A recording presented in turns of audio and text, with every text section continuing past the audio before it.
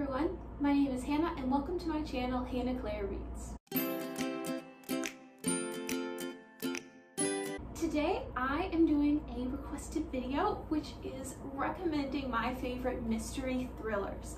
I've written down a couple that I've enjoyed in my life. I've definitely read more than this, but I've not enjoyed all of the mystery thrillers. So if you want to know some that I did not enjoy, just leave a comment down below and I can give you a list of those. But I'm going to recommend a lot of those that I have enjoyed, and I've covered up several different categories so that if you're a younger reader, or you prefer horror books, or you want only adult books, I have all of those categories covered so that hopefully you can find a book for you. So my love for mysteries came from reading Ally Carter's books when I was in middle school and early high school. So if you are between the ages of 12 and 15, I recommend checking Ally Carter's mysteries out, and that would be the Heist Society series and the Gallagher Girls series. I loved both of these series, particularly the Gallagher Girls series. It is about a group of girls who are training to be intelligence agents and spies at a elite private school that they have to keep a secret, and the first book's a little cheesy and kind of focuses on romance, but the rest of them are very much more focused on being a spy in the mysteries. I loved it. It was a nice break from my required reading in high school when I was 15, getting to read those books. And the Heist Society series is about art thieves who are in their teens, and that was also really fun. So I definitely recommend those for the younger YA audience. Next, I'd like to recommend some more of the spookier mystery thrillers. So I am always scared of things. I don't read a ton of scary books, but there are two books that I've read that are on the scarier side, and the first of those is Home Before Dark by Riley Sager. I adored this book. It was amazing, and it is now out. I got an early copy, but this was so good. It is told in a dual perspective, but one of those perspectives is from this true story that the main character's father wrote about his family as they go and buy this house that they believe is haunted. And then there's the present day with the main character as she has this house that she has inherited, and she's dealing with all of this baggage from after her dad died and writing this book, and she feels like it's ruined her life, and now she's going back to live in this house and remodel it, and some sketchy things start happening. So I loved this book. I'd really love for it to be a movie. It has some paranormal-ish elements, possibly paranormal-ish. I don't want to talk too much about that, but it's not super horror. It's more of a thriller, and it focuses more on the mystery, so I highly recommend this one. The second horror mystery book that I'd like to recommend is 172 Hours on the Moon by Johan Harstad. This is a book about 3 teenagers who enter a lottery to go to the moon for 172 hours. And when they get to the moon, some interesting things start happening. And I freaked out reading this book. I was probably 16. I was terrified. It was really scary. Now, the beginning is really slow, but it's a really interesting mystery. It is definitely spooky, definitely a little bit more on the horror side, very much a thriller, but it's a fun ride, so I highly recommend this one too. Hey guys, so I just realized that I completely forgot one of my categories, which I only had one book series for, but that is historical mysteries, and for that I'd like to recommend the Stalking Jack the Ripper series. So I don't actually own the first book in South Carolina, it's back at my parents' house, but I have the second book, Hunting Prince Dracula, and the third book, Escaping from Houdini. This is a 4-book series that features a female protagonist in the late 1800s as she uncovers various mysteries that are linked to different figures in history. So Jack the Ripper. She like that's what's happening in the first book. She's investigating the Jack the Ripper murders, and then the next one she goes to a forensics school, and there's a lot of stuff mixed in with the legends of Dracula, and I'm guessing the next one she's gonna do stuff with Houdini. I haven't read the last 2 books in the series. It's definitely not the perfect series, but if you like some romance and you like historical fiction and are looking for a mystery, I highly recommend this series. Next up, I'd like to recommend some murder mysteries. These are my favorite mystery novels to read, and the first one that I want to recommend is Truly Devious by Maureen Johnson. I love Truly Devious. I'm currently reading the second book in this series, The Vanishing Stair. I'm about halfway through it. I'm loving it. But this book follows 2 timelines, kind of like Home Before Dark did, where we have back in the 1930s, I believe, and there was a girl who ended up dying, and there was a series of kidnappings, and there was a suicide. Like, a ton of things happened and at this school that's for really special children. And then you have the present, where there's this girl named Stevie Bell who goes to the school, and her goal is to solve the mysteries of the kidnappings and the murders at Ellingham Academy.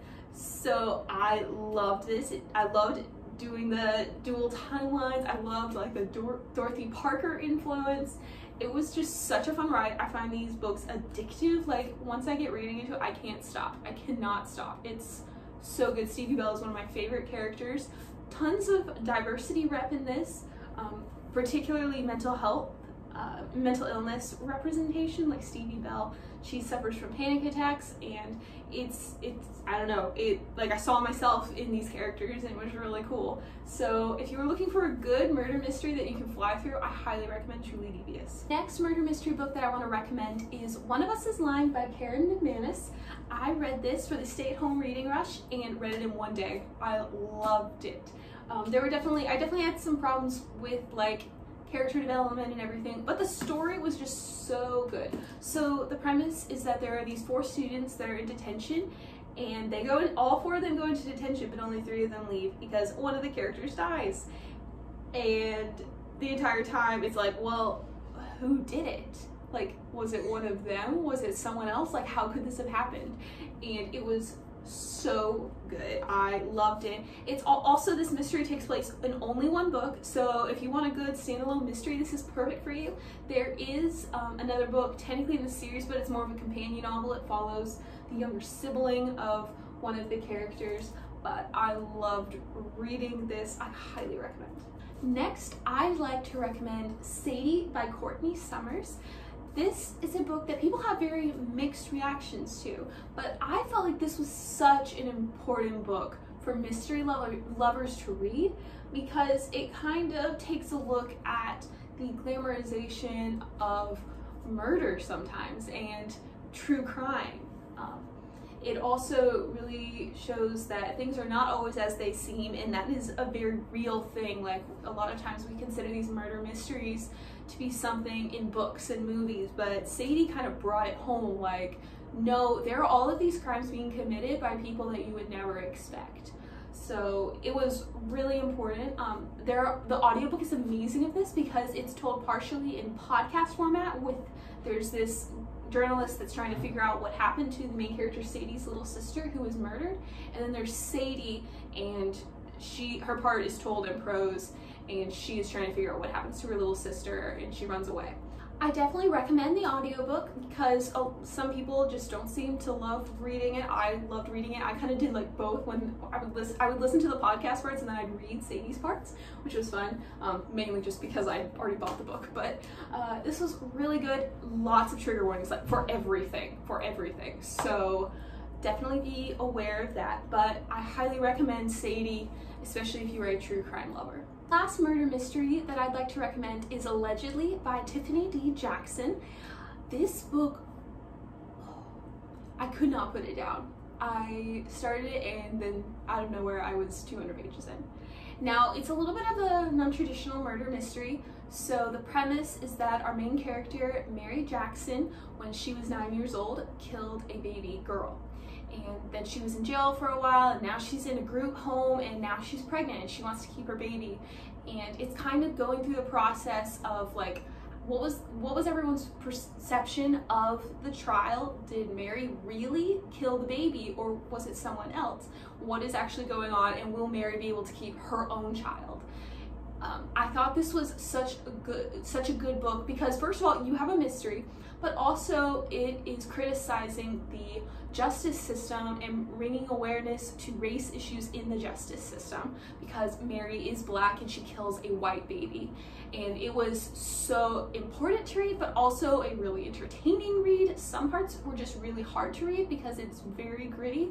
I definitely would recommend it for 15 and up, because it's pretty rough in some parts, but it was a really good book and I highly recommend. Next up, I'd like to recommend some adult mysteries. So the person that got me into mysteries, besides Ally Carter, was Agatha Christie. So I read my first Agatha Christie book when I was probably 13 or 14, and that was And Then There Were None. That is my favorite Agatha Christie book ever. I highly recommend you start with that one, but the other ones that I've read are Murder on the Orient Express, Death on the Nile, and An Ordeal by Innocence. And all of these were so good. I love them all. I also love the Murder on the Orient Express movie, and we are getting Death on the Nile in October, hopefully. They're just works of art. But Agatha Christie books are so well written. Fun fact, Agatha Christie is like the best-selling author ever. She wrote like crazy. She has like 50 books, and they're all just so good. They take a little while to get into, but it's so worth it. And once they get going, you just can't stop. You just can't stop. So if you are a mystery lover or looking to enter the genre, Agatha Christie is a staple. You have to read some of her books. An adult mystery that I read recently, and I've started to hear people talk about on BookTube, The 7.5 Deaths of Evelyn Hardcastle. Now this book, it's not for the faint of heart, because it is an investment of time and brain power. Oh my goodness. I talked to my friend Gabby Sunshine, you should check out her channel, about this book because she read it too, and it's just a lot. It's a lot. And yeah, that's all I can say.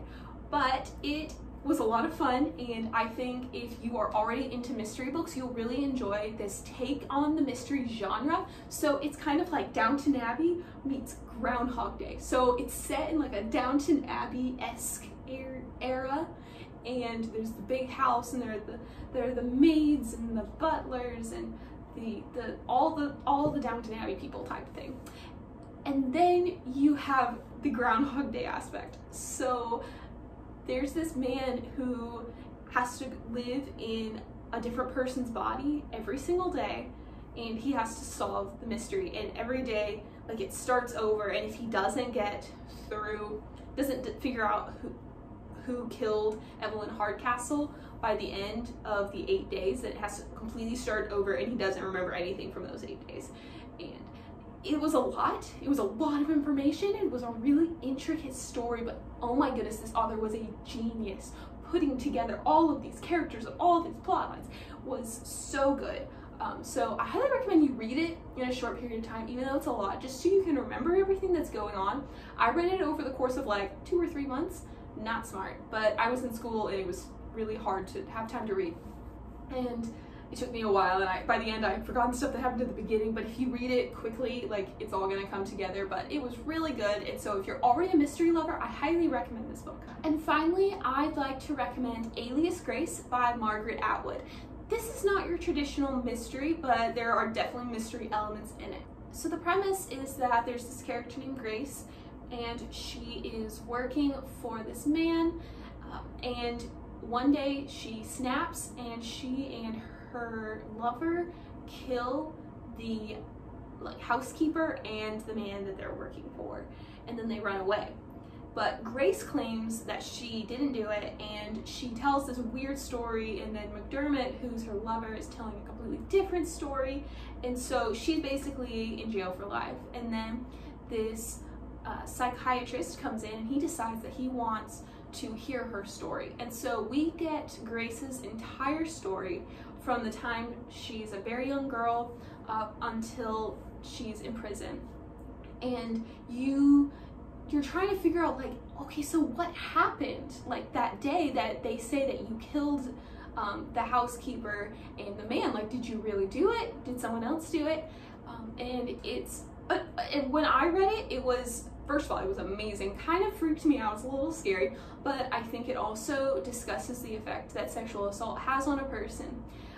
That was a huge point of it. So there are huge trigger warnings for sexual assault, but it was a very interesting book. I really enjoyed Margaret Atwood's writing style, but this is one that's a little bit more of a mystery. So you might enjoy it if you enjoy Margaret Atwood and you are a mystery lover. So those are the books that I can recommend. I want to show you a couple books that I still want to get to, in case these are on your radar or you've read them and you'd like to tell me what you thought of them. So the one that I really want to read next is Little Monsters by Kara Thomas. I really want to read all of Kara Thomas's books because they all sound interesting, but this one, it kind of sounds like there's this new girl in town and she's starting to make friends, and then something happens, and I've heard really good things about it, but I've also heard that it's really intense, and when I'm in the mood for that, I can't wait to read this one. I also want to read the rest of Karen McManus's books, so that's One of Us is next, and Two Can Keep a Secret. In December, there's a new one called Cousins. They all sound good, and because I loved One of Us is Lying, I'm sure I'll love the rest of her books. Then I already own A Study in Charlotte, and I actually gifted a copy of this to my friend Emma over at Perfect Paperbacks, and we want to read this one together. This one sounds like a super lighthearted mystery, and occasionally I just need one of those. You know, you have your little monsters when you want the dark ones, and then you have your A Study in Charlotte's for when you want a lighthearted one. And so I'm excited for this one. They also have like the most beautiful covers in that series. I really want to read more of Tiffany D. Jackson's books. She writes a lot of thrillers and they're all so interesting. I also like how she dives into really important issues, and I love that because I love when books go into deep issues and important issues that we need to talk about, but also I love mysteries, and her books just bring the best of both.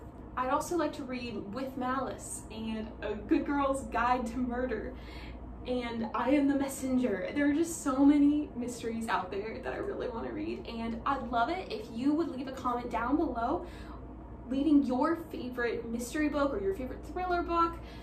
I just love them and I need them all in my life so that I can absorb them all. So I hope you enjoyed this video. I hope you got some great recommendations from it. Please like and subscribe, and if you want to, hit the little bell icon so that you can be notified every time I post a new video. I hope you are all doing well and you continue to do so. I will see you in my next video. Bye!